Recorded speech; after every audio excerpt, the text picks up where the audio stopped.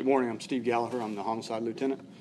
Here today to announce an arrest in the murder investigation that we had yesterday morning.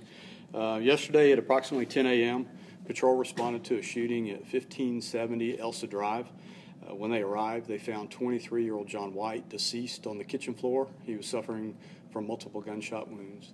Also, on the back porch, waiting for police to arrive, was 24-year-old Andrew Morgan, who is the suspect in this case.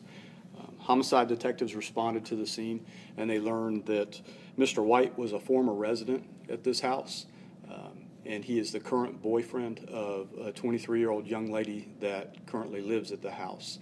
They learned that in August of 2016, Mr. White moved out at the request of the young lady's father, and also living in the house is Andrew Morgan, who is the brother of the young lady.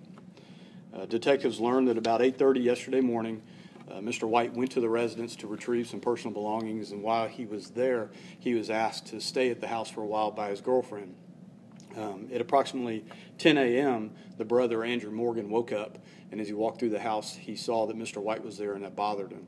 It bothered him so much that he went to his bedroom and he retrieved his 9mm handgun and went back and confronted Mr. White and demanded that he leave the house. An argument took place. Mr. White was threatened multiple times by Morgan with the handgun. At some point during the argument, Mr. White walked to the kitchen, and Morgan followed him, stopping just short of the kitchen in the living room on the other side of a kitchen counter. They argued for a while across the kitchen counter, and Morgan threatened Mr. White multiple times at that point with the handgun, and Mr. White told Morgan that he wouldn't shoot him. And at some point, Morgan did shoot Mr. White several times, killing him there.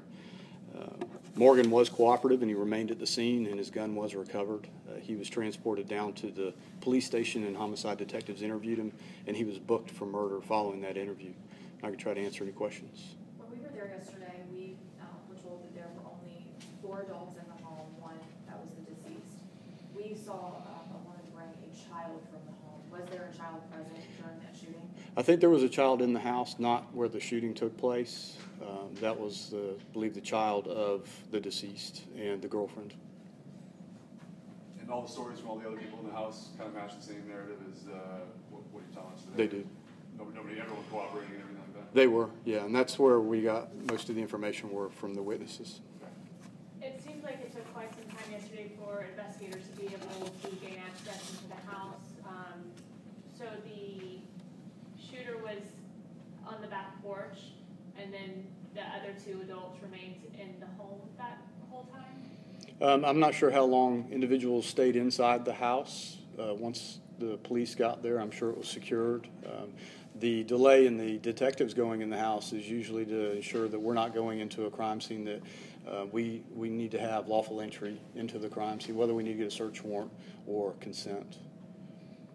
So the shooting happened in the kitchen? Is that what it happened across the kitchen counter, actually. He was the suspect was standing in the living room, and the victim was in the kitchen. So there's like a window between 2 rooms? Yeah, I don't know if it's actually a window or just a countertop, and it's open space up to the ceiling, is my understanding. Any other questions?